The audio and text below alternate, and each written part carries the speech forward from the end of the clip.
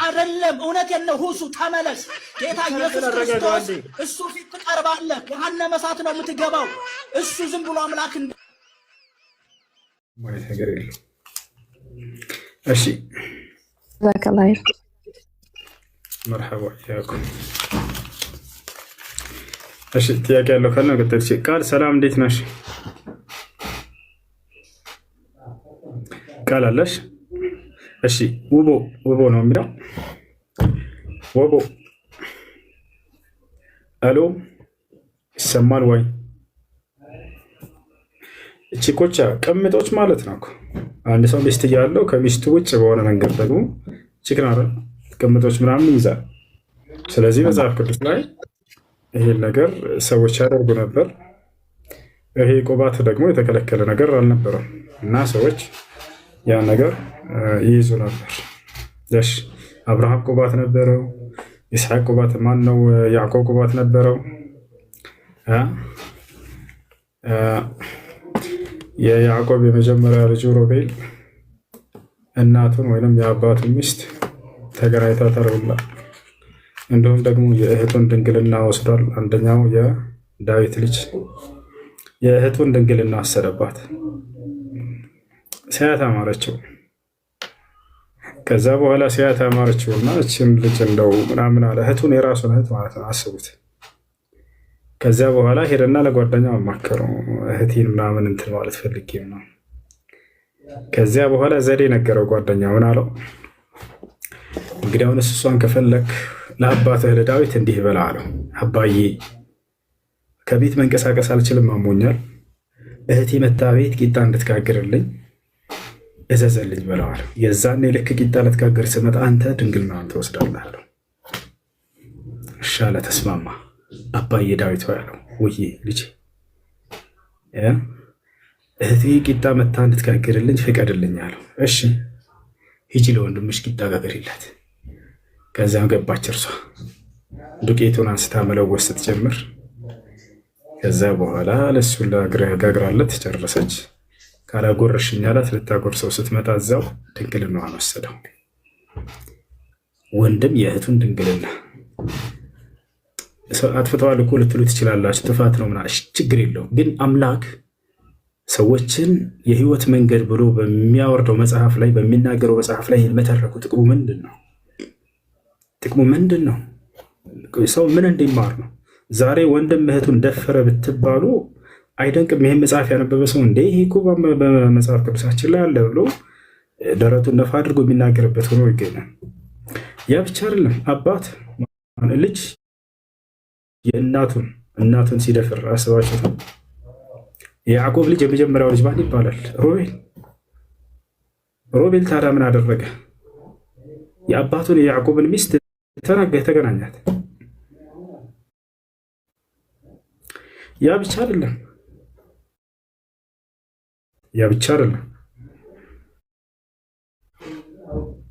ሻር ስትወስድ አያት ይላል መጽሐፍ ቅዱስ። ይህ ስነግራችሁ ጊዜ እኔ እነዚህ ነቢያቶች አድርገዋል ብዬ ነቢያቶችን ወላሂ እየተቃወምኩ አይደለም። ነቢያቶቻችን ጻድቆች ናቸው። ይህን አላደረጉም። ቁርአን ለምን እንደወረደ አሁን ትርጉሙ ይገባቸዋል። የእነዚህን ነቢያት የጠፋውን ክብር በዚህ መጽሐፍ ላይ ክብራቸውን ሊመልስላቸው ዘንድ ነው። ይህን ሁሉ አላደረጉም ብሎ አላህ በቁርአን ላይ ተናግረዋል። ውሸት ነው። ነቢያቶች በፍጹም ይህን አላደረጉም። ተበርዟል ይህ መጽሐፍ ስንላቸው ለዚህ ነው። መሪ ተብለው ከአምላክ ዘንድ የተመረጡ ነቢያቶች ለመሪነት ብቁ ያላደረገ መጽሐፍ ይሄ ተበርዟል ካልተባለ ምን መጽሐፍ ማለት ትርጉሙ ምን ማለት እንደሆነ አላውቅም።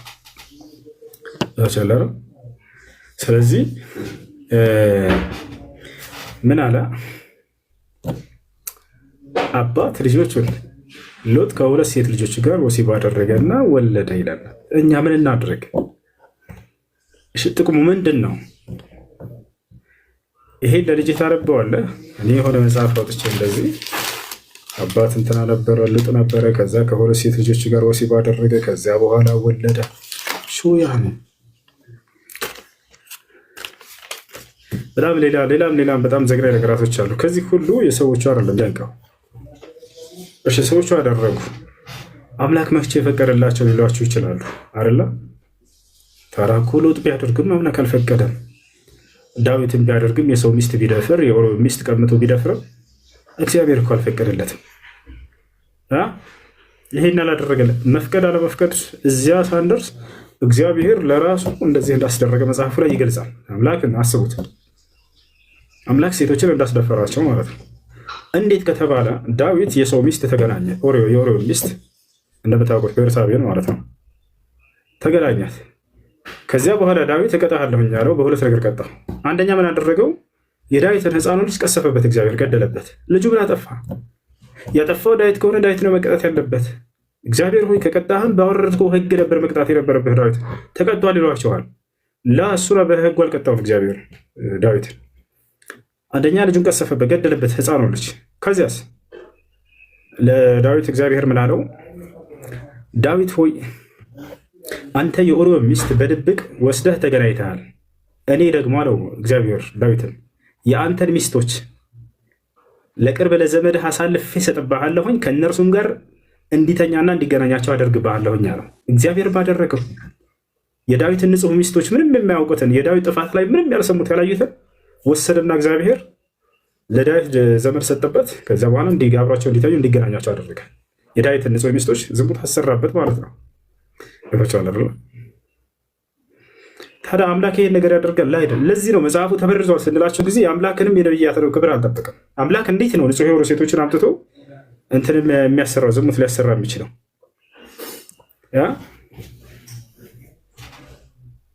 አላህ ሙስተዓን። ይህ ያሳዝናል። እሺ ክርስቲያኖች እያዳመጣችሁ ከዚያ ኮሜንት ላይ እንደፈልጋችሁ ጻፉ፣ ግን አዳምጡ። ዋናው ነገር እሱ ነው። ተማሩ በደንብ እሺ።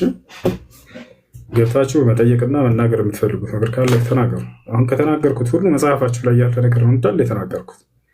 እኔ ከራሴ አንዳች አልተናገርኩም፣ እንዳነበብኩ እናገራለሁ። ንግግሬም ቅን ነው በማስረጃ ከመጽሐፋችሁ እንጂ ከራሴ አልናገርምና። ዳሩ ግን ትምህርት እስከመጽሐፋችሁ ነው እንጂ ከራሴ አልናገርም። እሺ እሺ የዳውድን ሚስት በል ላ እሺ። ለማንኛውም ጥያቄ ያለ ይቀጥል።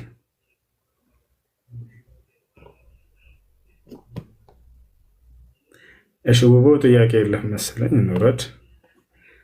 እሺ ጥያቄ ያለው ይግባ። ሰላም አለይኩም። ወአለይኩም ሰላም ወራህመቱላሂ ወበረካቱ። ሰላም አለይኩም።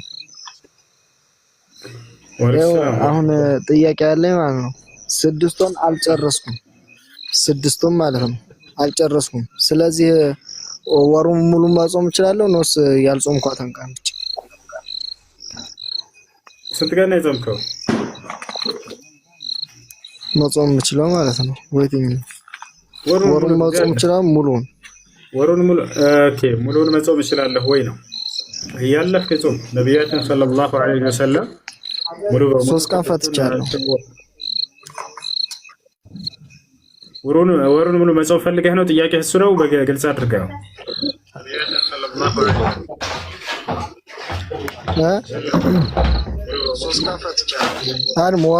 ወሩን ሙሉ መጾም እችላለሁ ነውስ ያልጾምኳትን ብቻ ነው አቆራጭ ማለት ነው? 6 ቀናት ነው ጾሙ የተባለው። ነብያችን ሰለላሁ ዐለይሂ ወሰለም من صام رمضان ثم أتبعه 6 من شوال كان كصيام الدهر ነው ያሉት። የረመዳንን ወር ጾሙ ከዚያው ከሚቀጥለው ከሸዋል ወር 6 ቀናቶችን አስከትሎ የጾመ ሰው አመቱን ሙሉ እንደጾመ ይቆጠርለታል ብለዋል። ከዚያ በላይ በጨመር ፈልጋለሁኝ ይቻላል ወይ ከሆነ ትችላለህ። አንድ ሰው ወደ ነብያችን ሰለላሁ ዐለይሂ ወሰለም ጋር መጥቶ ለዚህ ማስረጃ ጠየቃቸው። ያ ረሱላህ ኡሪዱ አነሱ አንተ የአላህ መልእክተኛ ሆይ ልጾም እፈልጋለሁኝ ይዘዙኝ አላቸው። እና ጾም ቀን ይስጡኝ አላቸው። ማለት ያስተምሩኝ ማለት ነው። ሱም የውም الاثنين ወይም الخميس አሉት። ሰኞና ሐሙስን ቀን ጾም አሉት። እዚህ ግን ያላቸው ጨምሩኝ አላቸው። ሱም የውመን ወአፍጥር ማን ነው? ሱም 3 أيام من كل شهر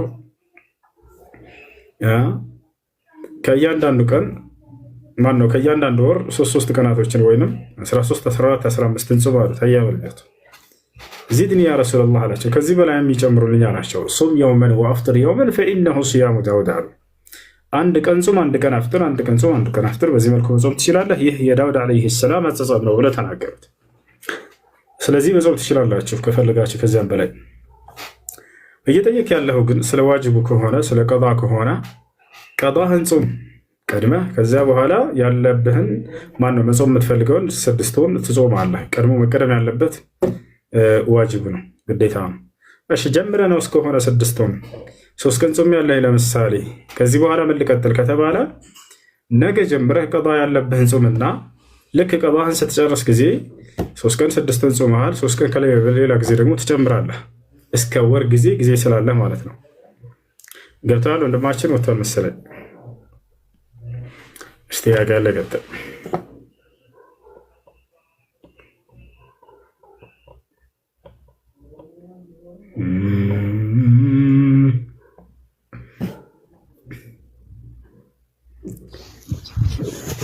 ሰላም አለይኩም። እሱ ወአለይኩም ሰላም። ሰላም ነው አሉ። አልሐምዱሊላህ። አንድ ጥያቄ ልጠይቅህ ነበር። እሺ። አንድ ሴት ልጅ ባሏን እኔ ክርስቲያን ነኝ ከአንተ ጋር ከአሁን በኋላ መኖር አልችልም ካለችው ያቺ ሴትዮ እንዴት ሊሆን ይችላል? ጥያቄው ስለ ኒካህ መውረድ ነው ስለ መክፈሯ? ያን ይወርዳል አይወርድም ይችላል። خلاص እሷ خلاص አንተ ጋር መኖር ከአሁን በኋላ አልችልም አለች። አይወርድም። እሱ ግን የሚወርድ እየመሰላችሁ እኔ ክርስቲያን ነኝ እኔ ከፍሬያለሁ ምናምን የምትሉ ሴቶች ኒካሁ አይወርድም። እሺ አትፍራ አስገባኝ ነው ላክልልህ እኮ ዘለቀ እንዴ ሄልክ ይላል።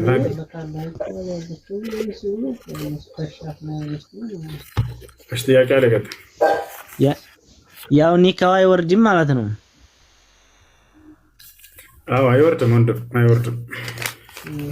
የሷሳ ከፋራነት ለመመለስ ምሳሌ ወደ ባሏ ለመመለስ ያኔ ከፋራ ያስፈልጋታል? ላ የለም፣ የሻሃዳ ቃል ትበል። ሻሃዳ ብቻ ነው? ያ ተውበት አድርግ ከዚህ ንግግር ሻሃዳ ትበል። አይዋ እሺ ወይ ጀዛኩሙላህ አላህ ቆይ። አሚን ወያኩም። እሺ ሰላም አለይኩም። አሰላም ወአለይኩም ሰላም። ምን ሰዋኔ የሰው ሀቅ ነበረብኝ፣ ግን እዚህ ስደት ሳይመጣ በፊት ነው ያ ሰው አጥቼ ነበር፣ ግን ስልኩንም አጥቻለሁ። አማርኛ ችግር አለብኝ። እሺ ከዛ የሆነ እዛ ወራቤ ላይ ስራ እየሰራው ነበርና ስራ እየሰራው ጎደኛ ነበረች እሷ። ከዛ የሆነ ብር ተቀብያት እናቴ ጋር ሄጄ ተመልሼ ሲመጣ እሷ የለችም፣ ሰፈሯ ሄዳለች። አጋጣሚ እኔ ቪዛ ጠርቶኝ እሷ ከሰፈሯ የት እንደሆነ አላውቅም፣ እዛ ነው ተገናኘሁት። ከዛ ሲሄድ የለችም። እሷ ሳትመጣ እኔ እዚህ ፕሮሰሴን ጨርሼ ነበርና አሁን ማታ በረራሽ ነው ሲባል ቁጥሩንም የለኝም። የሷ ቁጥሯ ነበረኝ፣ ስልኳ አልሰራኝም። ከዛ ስልካችሁ ይዛችሁ አትሄዱም ብሎ ቦሌ ላይ ቀሙኝ። ስልክ እዛ ኢትዮጵያ ቦሌ ነው የሚባል እዛ ሲቀሙኝ እዚህ መጥቼ ድጋሚ ዛሬ አመት ማጋር ሄጄ ነበር ሲፈልግ የለውም፣ አጣዋት። እሷ ምን ይሻለኛል? አላገኘዋትም። አሳዛኝ ታሪክ ነው፣ ግን አልገባኝም። ማለት እንደገና አድርገኝ እስኪ። ሞባይል አንቺ ጋር አስቀምጣ ነው? ላላ ዛሬ 6 አመት በፊት እኔ እዚህ ሳይመጣ በፊት ወራቤ ላይ ስራ እየሰራው ነበር። ስራ እየሰራው ከዛ እኔ ስራ እየሰራው ቦታ ብር ሳምንት ነው የሚሰጡት፣ በቀን አልሰጡም ነበር። ከዛ አጋጣሚ እናቴ ታመመችብና እሷ በጣም ጎደኛ ስለሆነች መካ ብር ስጨኝ እኔ እናቴ ጋር ሄጄ እመጣለሁ፣ እኔ ብር ቅዳሜ ይቀበላለሁ ብዬ ማሰኞው ቀን ነበረ ብሩ 600 ብር ተቀብያ ሰፈር ሄጄ እናቴን አሳክማ ምናምን ሲመለስ እሷ የለች፣ ሰፈር ሄዳለች። ሮብ ስራ እየሰራው ከዛ ሐሙስ በረራሽ ነው ማታ ሻሉኝ። ማንንም አላገኘውም ነበር። ዝም ብዬ የራሴ ብርም አልተቀበልኩም፣ እሷ ብርም አልሰጠውም። ትቼ እዛ ቦሊ በረራዬ ጊዜ ሲሄድ ስልኬ ተቀሙኝ እዛ በበረራ ውስጥ ስልክ ይዘሻት ማይዳች ምናምን ብሎኝ ስልኬ ተቀሙኝ። ከዛ ቁጥሯም ጠፋብኝ። ዛሬ አመት ደግሞ ሀገር ገብቼ ነበርና ከዛ ወራቤ ቀጥታ ሀገር እናቴ ጋር ሳይገባ በፊትም እዛ ወራቤ ላይ ወርጄ እዛ አድሬ ቦታ ሲፈልግ ቦታ ራሱ ተቀይሮብኛል፣ ጠፋብኝ፣ ጭራሽ አላገኘዋት። ለዛ ምን ይሻለኛል? እሺ የሷ ገንዘብ አንቺ ጋር አለ ባጭሩ፣ እሷ ማግኘት አልቻልኩም። እሺ ለሷ ማግኘት ከቻልሽ ለእርሷ መስጠት ነው። ካልተቻለ የሷን አድራሻ አፈላልገሽ ከተገኘች እንድትሰጥ ማድረግ። ይሄም ካልተቻለ ለድሃዎች ለምስኪኖች ሰደቃ መስጠት ነው። ለድሃዎች ለምስኪኖች ሰደቃ መስጠት ያንን ገንዘብ አይ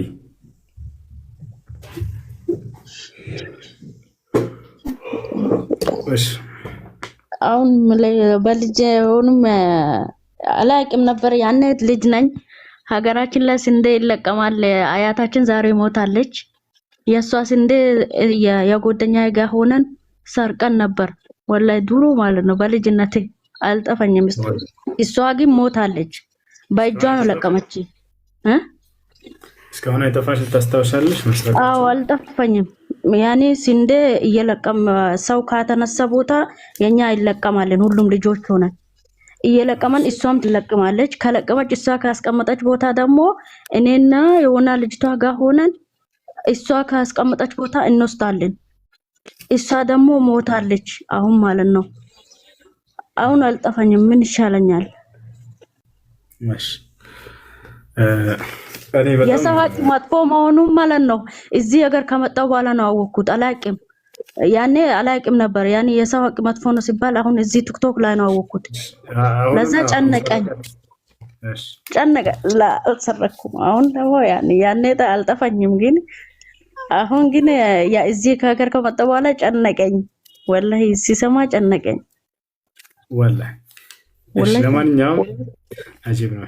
ለማንኛውም የሰው ሐቅ ወስዳችሁ ከሆነ ያን ሰው አንድ አይነት ነው። የቀደም ጥያቄ እና ያሁኑ ሐቁን መመለስ ነው። እሺ እሷ ሞታለች። አያቴ ነቢያችን ሰለላሁ ዐለይሂ ወሰለም ሲናገሩ ምን አሉ? መን ካነት ዐንደሁ መዝለመቱ ሊአኺህ ፈልየተሐለልሁ ልየውም ቀብለ አን ላ የኩነ ዲናሩ ወላ ድርሃም አሉ። ከእናንተ ወንድሙን የበደለ ሰው ወይንም የወንድሙ ሐቅ ያለበት ሰው ካለ ያ ሰው በህይወት እስካለ ድረስ ሄዳችሁ ሐቁን መልሱለት፣ ካልቻላችሁ ይቅርታ ጠይቁት ብለው ተናግረዋል። ገንዘብ የማይጠቅምበት ቀን የትንሣኤ ቀን ከመምጣቱ በፊት አሉ። ስለዚህ ያችን ሴት ካገኘሽ መስጠት። ያቺ ሴት ሙታ ከሆነ የእሷ ልጆች ካሉ ሊወርሷት የሚገቡት አካሎች እነርሱ ናቸውና ለእነርሱ ሄደሽ ትሰጫቸዋለች። ሁላቸውንም ማግኘት ካልቻልሽ በእርሷ ስም ሰደቃ ማድረግ፣ በእርሷ ስም ለድሃዎች ለምስኪኖች መስጠት። ለጥቆ ይሁሱ ለጥቀሽ። አሰላሙ አለይኩም ወራህመቱላሂ ወበረካቱ። ጀማ እኔ ጥያቄ ለዚህ ውስጥ ክርስቲያኖች ይኖራሉ ብዬ ስለማስብ ግራ ያጋባኝ ጥያቄ ስላለ እንደ አጋጣሚ ሲገቡ እንዲመልሱልኝ።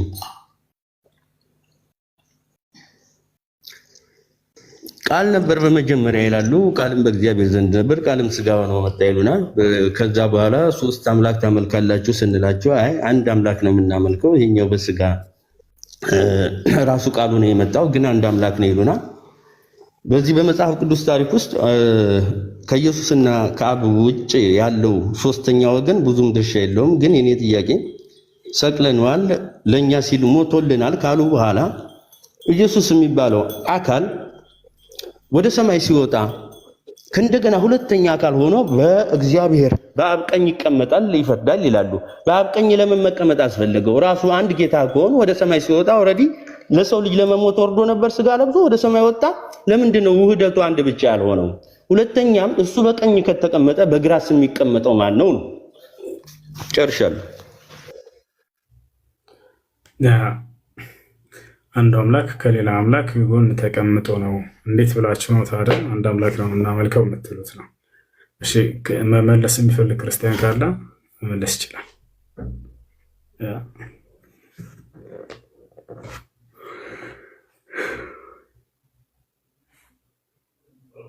ጥያቄ አለ? ቀጥል።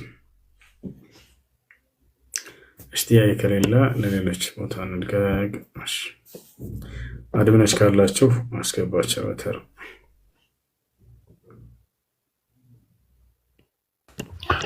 والله حسين أنا مستغرب من حاجة. صوتي مسموع؟ نعم. أنت تتكلم معاهم بالدليل والحجة، وواضح إنه حجتك ما تبدأ بالسب، وأسلوبك رد علمي، وعندك دليل، وكلامك ما هو جارح. فأنت تبحث للحق ونفس الوقت كمان تدعو إلى الحق بلا جدال ولا إساءة ولا وبنقاش أدب. يعني أنا مستغرب ليش الكمية القذف والسب والشتيمة إلى متى أهل الوضع هذا؟ والله أنا مستغرب صراحة. هي بطل معجبين قلبي والنوسة، لأنهم ربوهم على هذه الأخلاق الرذيلة، خاصة في الآونة الأخيرة. ربوهم على السب والشتم، وإلا فالمسيح عليه السلام لو كانوا يتبعون المسيح حتى في كتابهم المحرف المبدل اللي موجود حاليا الآن، ما كان النبي عيسى عليه السلام سبابا ولا شتاما ولا قذافا للناس، وإنما هو صاحب حكمة وصاحب نصيحة. لكن أضلتهم أئمتهم وأصبحوا يسبون ويشتمون تقليدا لهؤلاء المعلمين عندهم. الله المستعان. فالواجب علينا أن نصبر ونبين لهم الحق وندعوهم إلى الحق الذي كان عليه الأنبياء والمرسلون بالحجة والبرهان مع الصبر والاحتساب على الله سبحانه وتعالى. هاي إشكالية يقباش تيجي كلاش. السلام عليكم ورحمة الله وبركاته. وعليكم السلام ورحمة الله وبركاته. ايش ترى ሲደርስ ጥያቄ አቀርባለሁ። እሺ ሲደርስ እናገራለን። ጥያቄ ምንድን ነው? ኦኬ ጥያቄው ደግሞ አንድ ጓደኛዬ ከሚስቱ ጋር ከተራራቀ 1-2 ወር ምናምን ሆኖት ነበረ። በረመዳን ማለቂያ አካባቢ የሆነ ከሚስቱ ጋር ግብረ ስጋ ግንኙነት ፈጽሞ ነበረ። ይሄ ልጅ አሁን ምን ብዬ ጾሙ ጠፍቶበታል፣ ግን ያፈጠረው በቀን ነው። እሺ ጠይቅልኝ ብሎ ከነገረኝ ብዙ እሱ ገብቶ ለመጠየቅ ደግሞ አፈረ። በጾም ቀን ግንኙነት አድርጓል። ምን ማድረግ ነው የሚጠበቅበት ነው አይደል? ጥያቄ ረመዳን የሚያርግቶ ቢጨርሰው ነው። ረመዳኑ ማለቂያው ነው። ነገ ኢድ ሊሆን ዛሬው ነው ይሄ ነገር ተከሰተው እኮ። ቀን ላይ ነው ያደረገው አይደለ? ሌሊት አይደለም። ቀን ላይ ነው። መልካም። ለጓደኛ እንዲህ በለው። ለጓደኛ እንዲህ በለው። እሺ ከአንተ 3 ነገር ይጠበቃል በለው። አንደኛ ተውበት ማድረግ፣ ምክንያቱም በጾም ቀን ግንኙነት ማድረግ ኃጢአት ነውና ኃጢአትን ያደረገ ሰው ወደ አላህ ተውበት ማድረግ አለበት በለው። ሁለተኛ የዛች ቀን ጾም ተበላሽቷል፣ ያችን አንድ ቀን ቀዷ ማውጣት አለብህ በለው። ከአንድ ቀን ብቻ ነው። ረጋ በል አንዴ፣ ዝግ በል እሺ። ትነግረዋለህ ቀስ በል። የምነግረን ሁሉ ሪከርድ አድርግ። ሁለተኛ ምንድነው? ያችን አንድ ቀን ቀዷ ያወጣል። ሶስተኛው ምንድነው? ከፋራ አለበት። በፈቃዱና ፈለጋታ ከፋራ አለበት። ያንም 2 ወር በተከታታይ ያለማቋረጥ መጾም ነው። ያን ካልቻለ ለ60 ድሃ መብላት የሚለው ማለት ነው። ያ እሺ፣ ባል ሚስትም ናቸው ወይ ይሄን የሚያደርጉት ወደሚለው ስንመጣ ጊዜ ሁለቱም በፈቃደኝነት ከሆኑ ያደረጉት ቀን ላይ ሁለቱንም 3 የተናገርኩት ይመለከታቸዋል። ነገር ግን እርሷ ሐራም ነው እያለች ከሆነ እሱ ይሄን እያደረገ ማነው እሱ ያንን ጉልበትን ተጠቅሞ ያደረገው እሱን እንጂ እሷን አይመለከታትም ከፋራው ቅጣቱ። ነገር ግን ያቺ አንድ ቀን ቀዷ አለችባት ስለተበላሸች ሌላ የለባትም። መጀመሪያ ላይ ተውቡ ማድረግ፣ ሁለተኛ ቀዳማ፣ ሶስተኛ ደግሞ ለ60 ሰው ሰደቃ ማውጣት። 2 ወር በተከታታይ መጾም ካልቻለ ለ60 ሰው ሰደቃ ማውጣት ማብላት። ኦኬ ባረከላሁ ፊኩም። እሺ አመሰግናለሁ። ሹክራን። مرحبا